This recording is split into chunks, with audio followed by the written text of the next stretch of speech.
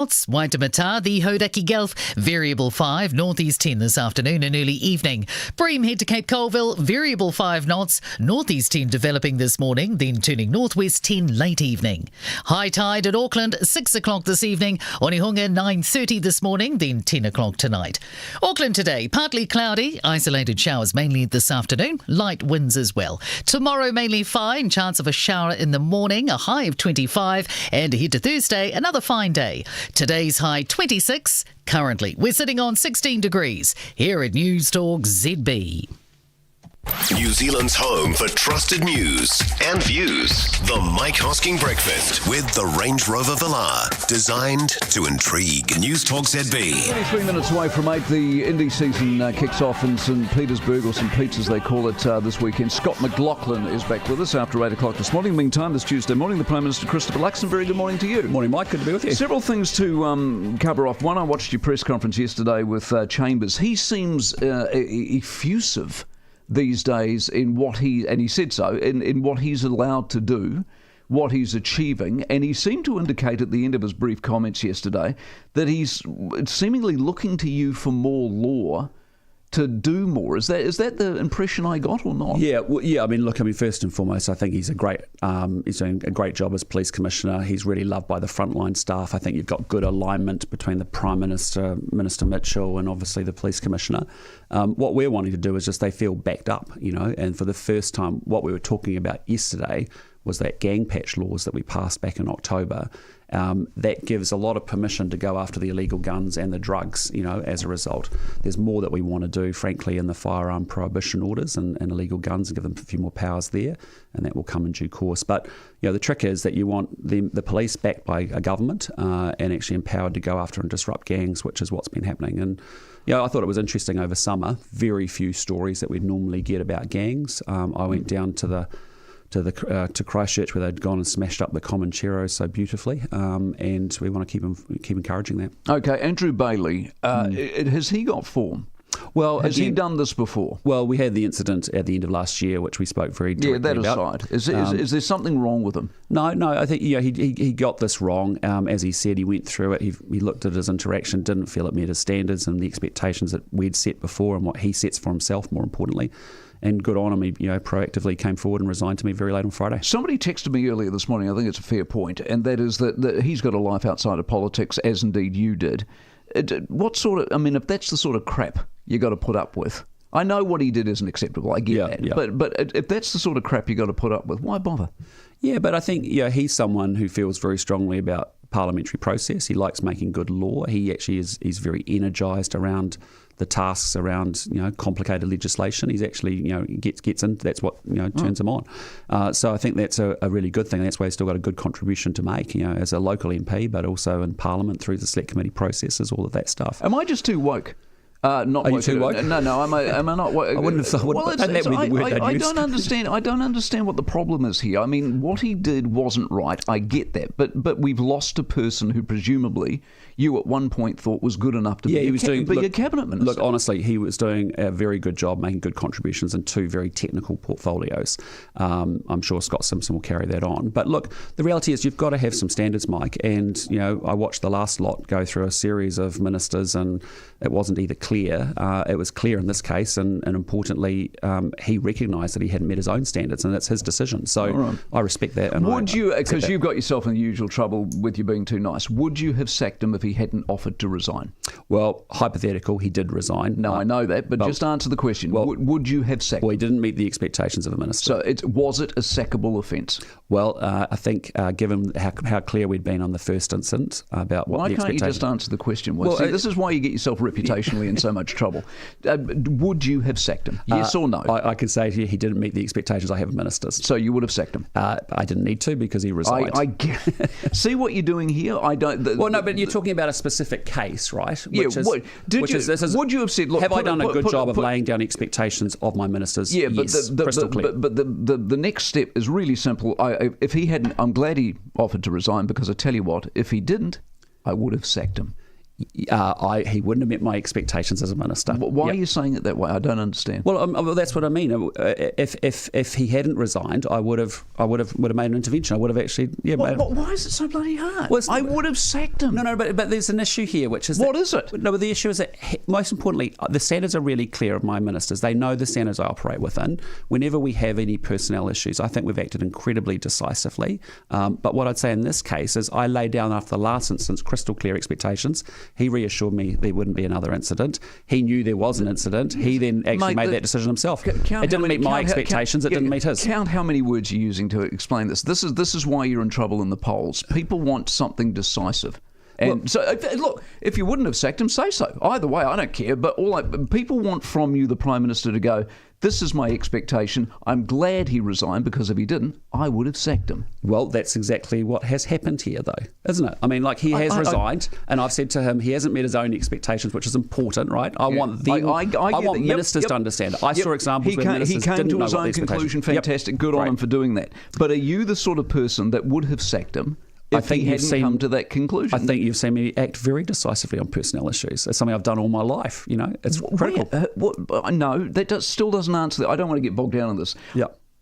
Why can't you be decisive enough to simply say, I would have sacked him? In this case, or not. In this case, he resigned. I know if it hadn't happened, I would have then been involved with that and would have made a decision to say that he didn't meet my expectations, and that would have Which would have led to what? It would have led to him losing the role anyway. So he would have been. He would have been demoted and demoted. The ministry would have been taken away. Right, sacked. Yeah. Well, you would. Yeah, you can call it sacked. You've made a complete meal of this. The Cook's deal in China. First of all, China. Have we found out specifically what they were doing here and why? No, we haven't been informed by them. What they're doing here is doing exercises. They have a destroyer, they have a frigate, and they also have a refueler with them. That is different from what we've seen before. We've seen research vessels do similar sort of navigations. It is completely legal within international law. It is completely within the UN, Convention on the Law of the Sea. But our problem and frustration has been that we would like a bit more advance notice. Normally you get 24 to 48 hours notice. It's a very busy set of airway, as you well know. Yeah. But we've had, that's the reality of it, is that they are completely entitled. We use the same laws when we move our assets around the world as well. Is their behaviour acceptable? What's clear is that it's got much more benign, much more competitive within the Pacific Ocean. You've seen that with the Cooks. You've seen that with this, increase in change around much heavier military and more powerful vessels coming through. Yeah, but is their behaviour acceptable? Well, they're entitled to that. What you're saying is just more competition. They didn't break the law. It is not a benign environment. The main reason I ask is that we're diverting flights. We are, and that's quite normal around the world. If militaries will send radio signals up to airlines and into the aviation system and into the maritime system to say they're doing exercises, what we're saying is, look, we're relaxed with what's happening in the sense of it's legal, but we want to make sure we've got a bit more advance notice. Okay, the Cook's deal itself, from what you know and what we've been told so far, are you bothered by it? Yeah, I'm incredibly frustrated by it because at the end of the day, our issue is not with the Cook Islands people. They made a great contribution to New Zealand, but it is with Prime Minister Brown and the government. They weren't transparent or consultative before they signed it. Transparency aside, the deal itself, mining the seabed by the Chinese, does that bother you?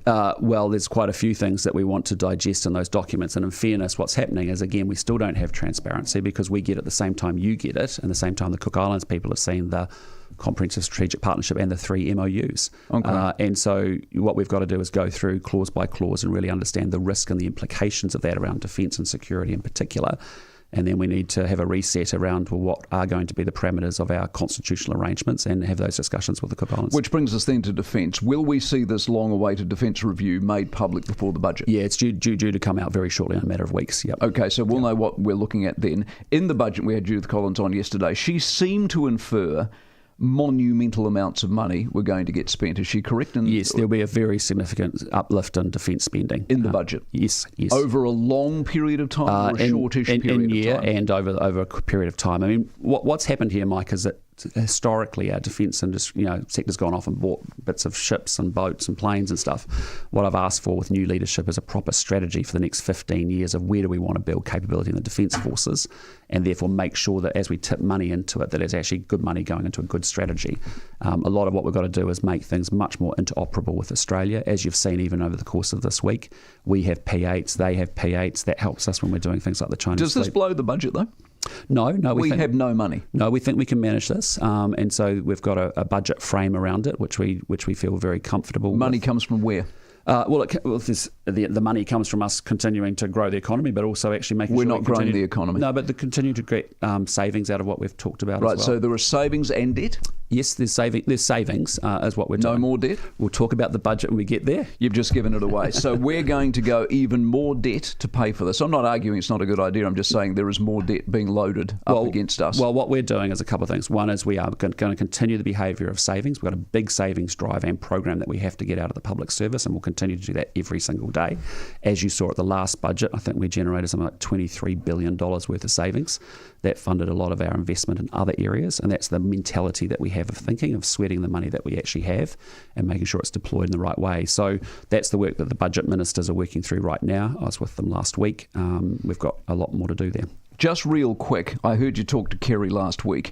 Is Marsden real, or was that a thought bubble? Building a new refinery is real. Well, Marsden, and looking at Marsden, was a commitment we made in the coalition agreement with New Zealand but looking First. and doing are two different things. Yeah, but I'll let Shane Jones come back to that, because it is actually part of a broader piece of work around fuel security. Yeah. It all makes sense, but is it real? Well, he'll talk to that shortly. But what I'd say is the fuel strategy is another piece. Like, if we're going to import in fuel, you need to have a number of days cover so that if you got disrupted in a supply chain from Singapore, actually, have we got enough cover here on the ground? There's a whole bunch of things. That's one part of it. Just real quick, I'm almost out of time. Is anything tangible come out of Vietnam? Yes, they're just much deeper trade relationship. I mean, that's an exciting place. I mean, 100 million people, 30 years age, fastest growing economy for 25 years, going to average 7% growth in the next 5 to 10 years, and massive opportunity for food, beverage, the traditional sectors, tourism, and also education. Education's massive in Vietnam for New Zealand, a lot more to do there. So all about trade there, really. All right, go well. See you next week. We will see you next week or not? I'm not sure where. No, I'm back in Parliament next week, so we'll be doing it on the phone. Parliament's open next week. Oh, come on. Congratulations. You keep giving me grief on this. How long was your summer holiday? It was a long summer holiday. 12 minutes away from 8.